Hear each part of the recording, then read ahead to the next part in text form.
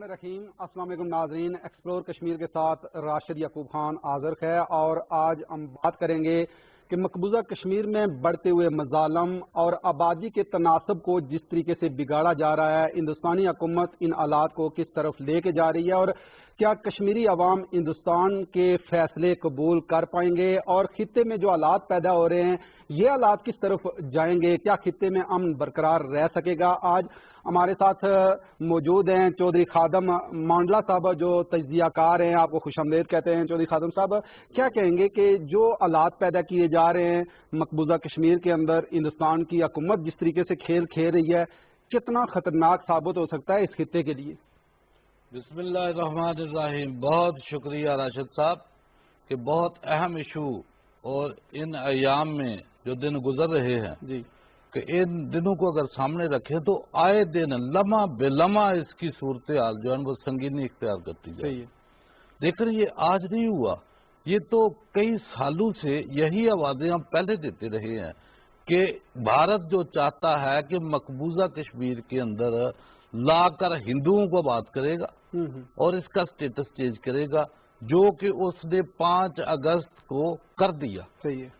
करने के बाद 370 और 35A का खात्मा करके उसका स्टेटस बिल्कुल तब्दील करके रख दिया। ठीक है। और अभी जो जो दिन आगे बढ़ते जा रहे हैं, जिस तरीके से अभी 11 माह होने वाले हैं, हो गए हैं बल्कि, तो मुझे ये बताएं कि वहां लॉकडाउन है, जो इंसानी जाने हैं, लाख से ज्यादा लोग शहादतें दे चुके हैं कश्मीरी, और वहां असमत दरी जितनी औरतों की हो चुकी है, जितनी औरतों के सुहाग जो है ना वो उजाड़ दिए गए हैं, कितने बच्चे जो है ना वो यतीम हो गए हैं। पूरी दुनिया खामोश है और खामोशी रहेगी।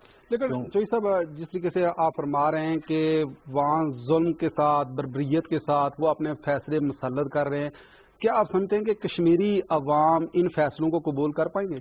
देखिए, बात यह है कि कश्मीरी अवाम तो डे 1 से कबूल नहीं कर रही कि ये आज का तो इशू नहीं है, 72 साल हो गए हैं इसको, कि जब पार्टीशन हुई है पाकिस्तान और भारत की 1947 में, तो ये सबसे बड़ी गद्दारी तो कश्मीर के साथ उसी वक्त हो गई थी। ठीक है। कि जब लॉर्ड माउंटबेटन और रेड क्लिफ ने ये गुरदासपुर का इलाका जो है जहां मुस्लिम अक्सरियत थी, तो वो भी उनके भारत के हवाले कर दिया, ताकि जो रास्ता पंजाब से कश्मीर जाता है उसको काट दिया। सही है।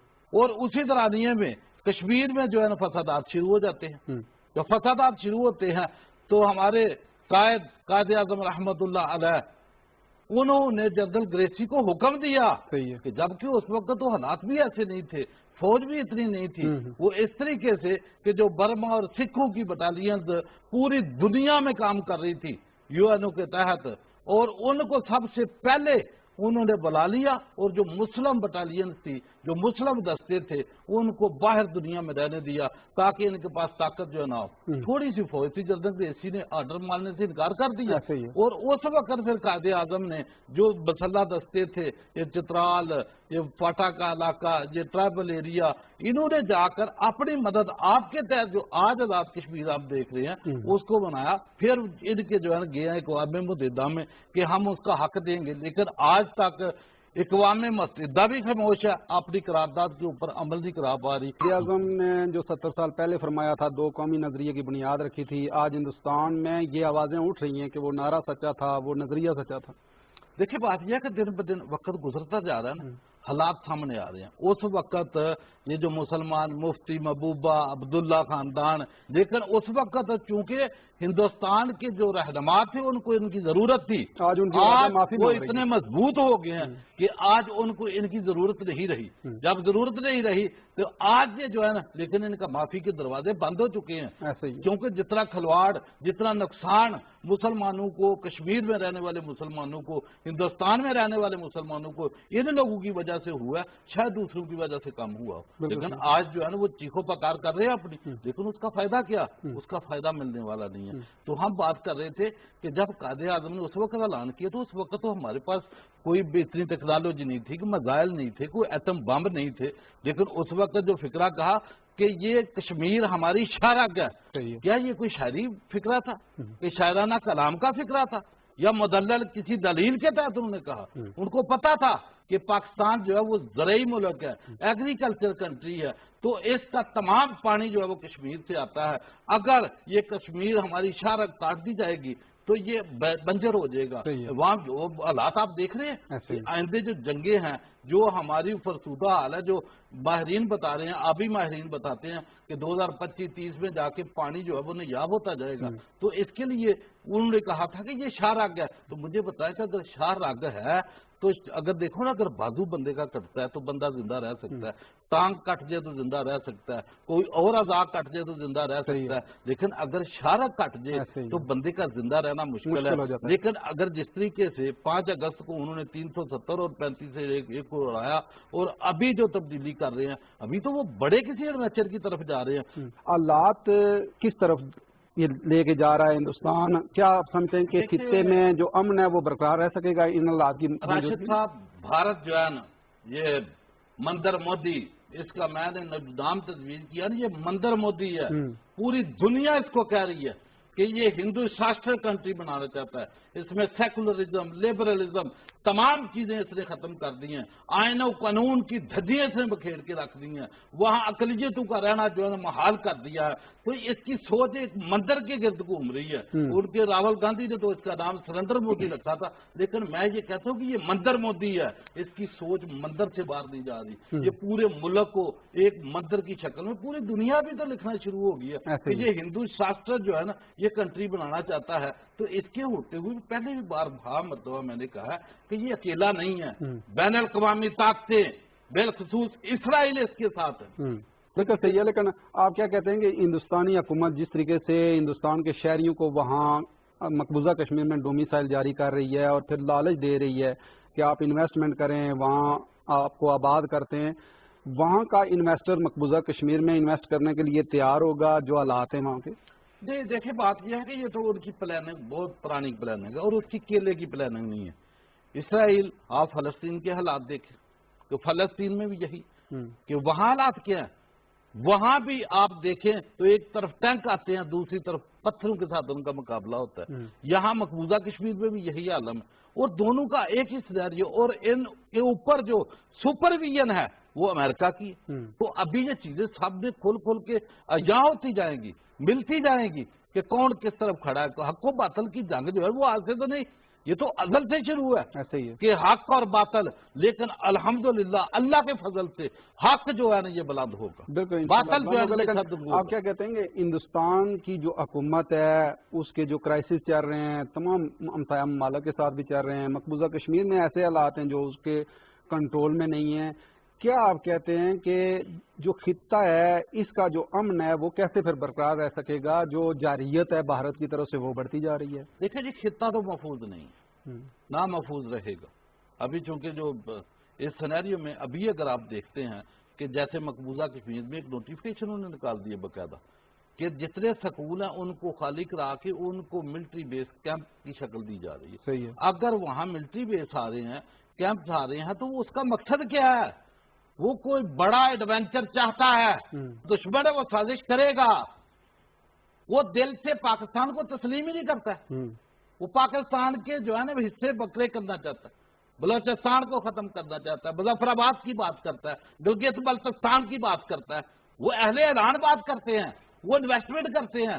ابھی مجھے بتائیں کہ جو حالات ابھی پاکستان کے اندرونی حالات کو وہ خراب کرتا ہے، بلوچستان میں آپ آئے دن دیکھتے ہیں کلبھوشن یادیو ان کا پکڑا ہوا ہے، اور ہر دھماکے اور حادثے کا اگر اس کا کھوجا لگایا جاتا ہے تو کھوج سیدھا جو ہے بالکل ہندوستان ہی بے نقاب ہوتا ہے، ہندوستان کی طرف ہی ساری کڑیاں جاتی ہیں۔ لیکن سلامتی کونسل جس میں یہ مسئلہ ہے مقبوضہ کشمیر کا، کیا آپ سمجھتے ہیں کہ سلامتی کونسل کا کیا فرض بنتا ہے؟ اس کا کوئی فرض نہیں بنتا کہ وہ اپنی قراردادوں کے مطابق اس مسئلے کا؟ دیکھیں، بات یہ ہے کہ جب 1948 میں یہ گئے، انڈیا خود گیا نا، خود گیا، یا ہو سکتا ہے کوئی ایکٹیو رول جو ہے نا یہ اقوام متحدہ پلے کرے اور کشمیریوں کو اس کا حق خود ارادیت جو ہے نا وہ دلانے میں کامیاب ہو، لیکن وہ ایک ٹائم گین ان کی پلاننگ تھی، ٹیکٹس تھی، انہوں نے ٹائم گین کر لیا۔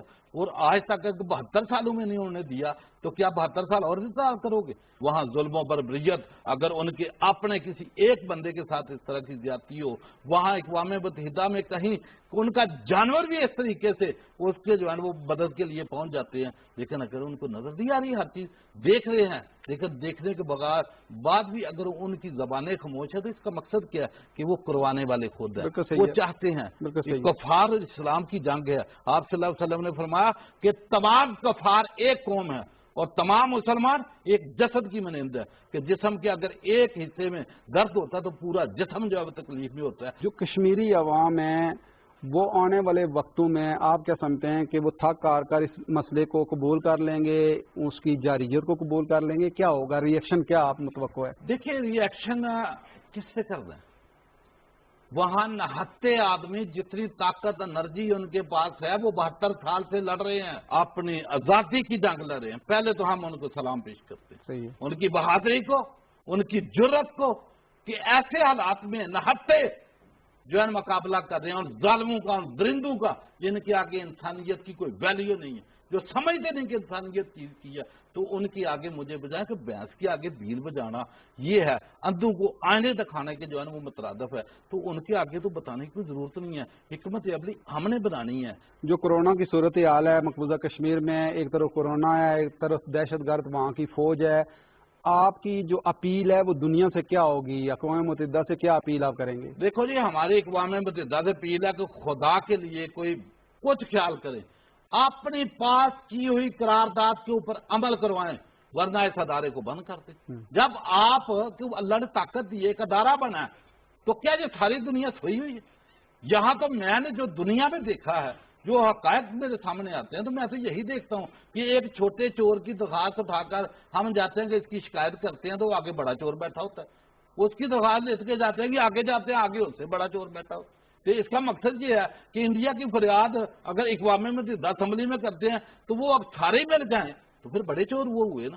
تو ان کا کام ہے کہ اپنی قرارداد جو وہاں پاس ہوئی ہے، گیا بھی بھارت خود ہے، آج اس نے اس قرارداد کی بھی دھجیاں بکھیر دی، اپنے انڈین لا کی بھی دھجیاں بکھیر دی، تو اس کو کسی نے پوچھا تھا کہ کوئی سٹیٹمنٹ اس کے خلاف نہیں آئی۔ یہ جو آوازیں ہیں ہندوستان کے اندر سے بھی اٹھنا شروع ہو گئی ہیں جو ہندوستان کی حکومت ہے اس کے خلاف، آپ کیا سمجھتے ہیں کہ مسئلہ کشمیر کو کتنی پذیرائی اس حوالے سے ملے گی؟ دیکھیں بات یہ ہے کہ ابھی اس میں ہمارا تو کوئی کردار نہیں، 370-35 سے اس نے ختم کیا نا، لاک ڈاؤن اس میں کیا، تو وہ اس کی اپنی نالاکیوں کی وجہ سے جو شاید تھوڑا ٹائم لیتا، میں تو اس کے الیکشن سے پہلے بھی یہ کہتا ہوں کہ یہ جیتے گا، اور اس کے جیتے اس کے ہی دور میں انشاءاللہ تعالی پورے ہندوستان کے ٹکڑے ہوں گے، پورے ٹکڑے ہوں گے، کیونکہ یہ ظلم بربریت اس کی بڑھے گی، کیونکہ جب تکبر غرور انسان میں آتا ہے، جب طاقت آتی ہے تو وہ مسلتا ہے جانوں کو، جب مسلے گا تو ظاہر ہے اس کا ریئیکشن تو آئے گا، اسی ریئیکشن کے ابھی دیکھو نا، اب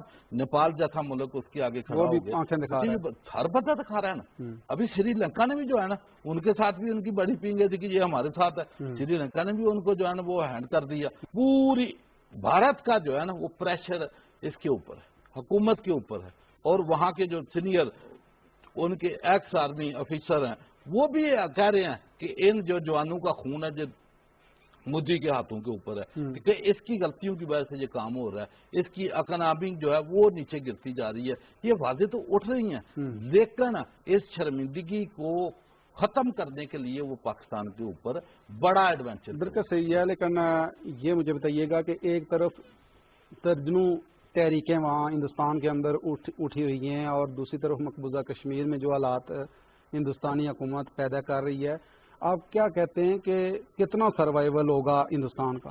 دیکھیں بات یہ ہے کہ تاریخ سے جو ہے نا سبق سیکھنا چاہیے، ان کو بھی سیکھنا چاہیے، لیکن چونکہ حقیقت جو ہے نا وہ ہو کے رہتی ہے، لیکن یہاں مسئلہ یہ ہے پوری دنیا کا کہ جو حقیقت ہوتی ہے اس کو بیان نہیں کرتے، اور جو بیان کرتے ہیں وہ حقیقت نہیں ہوتی، کیونکہ بھارت کے اندر ابھی اس کو حصے بکرے ہونے سے کوئی نہیں بچا سکتا، اس کے ٹکڑے ضرور ہوں گے، ہر حال میں ہوں گے۔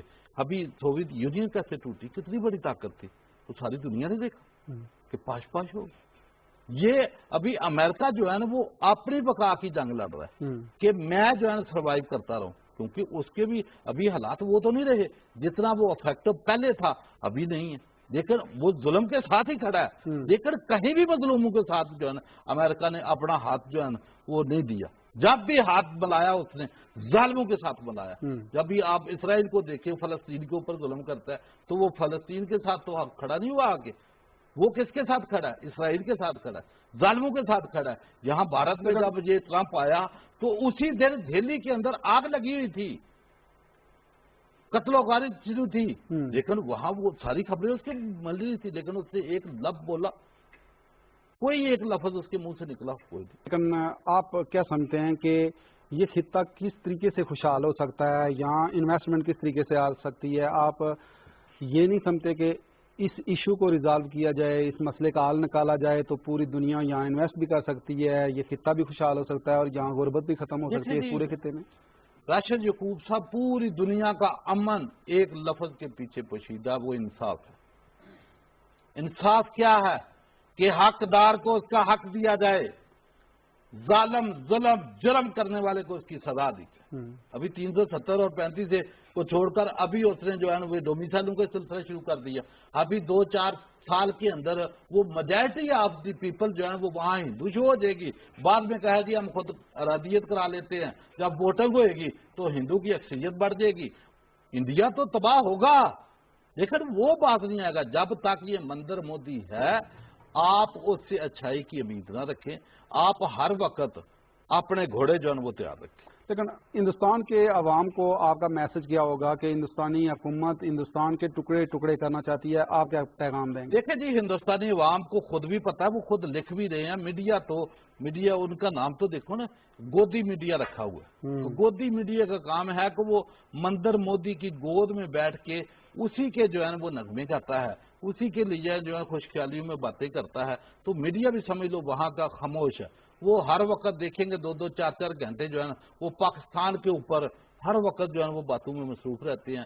تو دنیا تو تنگ ہے، ان کو پتہ ہے، کیونکہ معیشت اتنی تیزی سے بین الاقوامی جو ہے نا وہ IMF نے بھی ان کو کہہ دیا کہ 80% کردار جو ہے نا ابھی خطے میں جو ہے نا وہ بھارت کا ہے اکنامک کو جو ہے نا وہ نیچے لانے میں. تو ان کے اپنے بھی لوگ دیکھ رہے ہیں کہ یہ جو ہندو شاشٹر ملک بنانے کے لیے پیچھے جو جا رہا ہے، یہ پہلے جو ہے نا دنیا اس کو اکنامک جو ہے نا وہ بڑا آگے جا کے بیان کرتے تھے کہ اکنامک پاور ہے یہ ملک خطے میں، لیکن آج وہ اس کے 10 درجے نیچے جا کے تباہی کی طرف تو وہ جا رہے ہیں اور وہ چاہ بھی رہے ہیں، لیکن وہ بات نہیں آئے. بالکل صحیح ہے. چودھری خادم صاحب، آپ کا بہت بہت شکریہ، آپ نے ٹائم دیا. جی ناظرین، پروگرام آپ نے دیکھا اور اس خطے کا جو امن ہے وہ مسئلہ کشمیر سے جڑا ہوا ہے. اب دیکھنا یہ ہے کہ دنیا کشمیری عوام کے ساتھ انصاف کرتی ہے یا نہیں، اور کیا اس خطے کا امن برقرار رہ سکے گا.